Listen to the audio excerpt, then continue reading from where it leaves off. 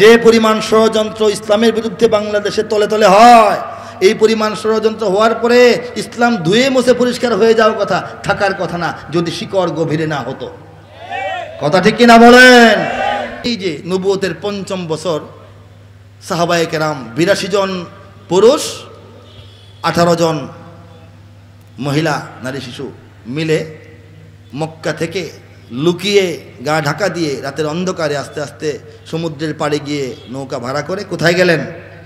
আবিসিনিয়ায় গেলেন, হাবশায় গেলেন। আওয়াজ দিবেন। পঞ্চম হিজরি না, হিজরতের পর থেকে হিজরি গণা হয়। এটা হলে নবুয়তের ৫ম বছর।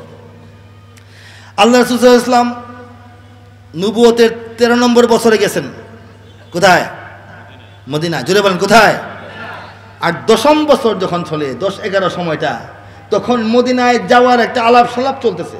মদিনার লোকজন আসে, হজ করতে আসে, আল্লাহ রাসূলের সঙ্গে গোপনে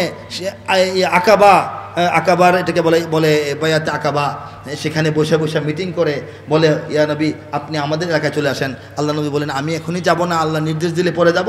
আপাতত ২ জন সাহাবী দিয়ে দিলাম, মদিনায় গিয়ে তারা একটা পরিবেশ সৃষ্টি করুক, তোমাদেরকে শরীয়ত শেখাক, আমি কিছুদিন পরে আল্লাহর হুকুম পাইলে আসব।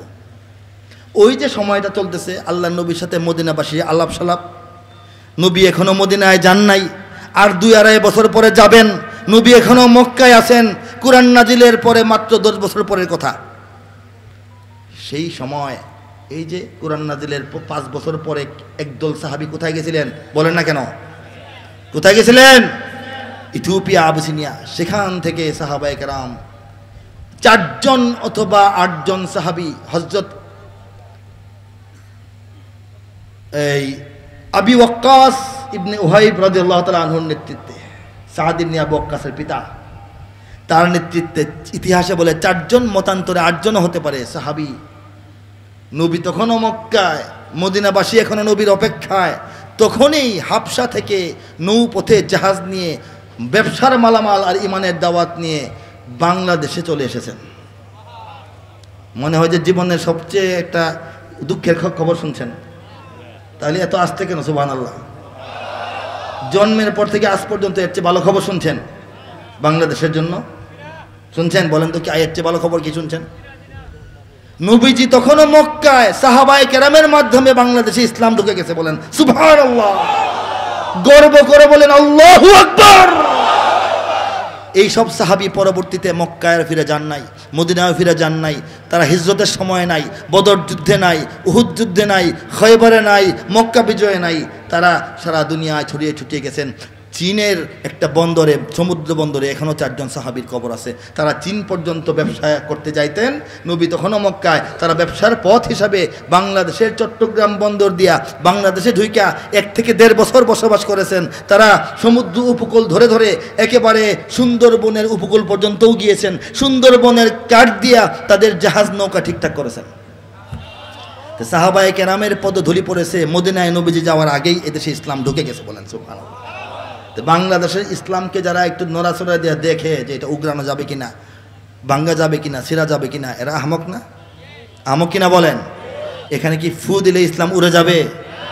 দাও দিয়ে কুপিয়ে ইসলামকে শেষ করতে পারবে? গুলি করে ইসলাম ধূলিসাৎ করতে পারবে? এই বাংলাদেশের একেবারে চূড়ান্ত গভীরতম মাটি পর্যন্ত ইসলাম মিশে আছে। মাটির পরত হয় না, পানি আসলে নতুন মাটি আসে, উঁচা হয়ে যায় আস্তে আস্তে। প্রত্যেকটা পরতে পরতে, প্রত্যেকটা লেয়ারে লেয়ারে শহীদদের রক্ত, সাহাবাদের পদধূলি, আউলিয়ায়ে কেরামের চোখের পানি মিশে আছে। কি মনে করেন বাংলাদেশকে? একেবারে মুগলাই পরোটা, ভিতরে ইসলাম। আপনাকে যদি পান খাইতে দেই, আপনি জর্দা পছন্দ করেন না, আপনি ফেলে দিবেন। সুপারি, কাঁচা সুপারি রেখে শুকনা সুপারি নেবেন, পান কমাবেন বাড়াবেন, এটা সম্ভব। আপনাকে যদি আমি শরবত গুলে দেই, আপনি চিনি কমাইতে পারবেন? চিনি কি চিমটি দিয়ে বাড়ি করতে পারবেন শরবত থেকে? হ্যাঁ, হয়তো শরবত খাবেন, নয়তো শরবত খাবেন না।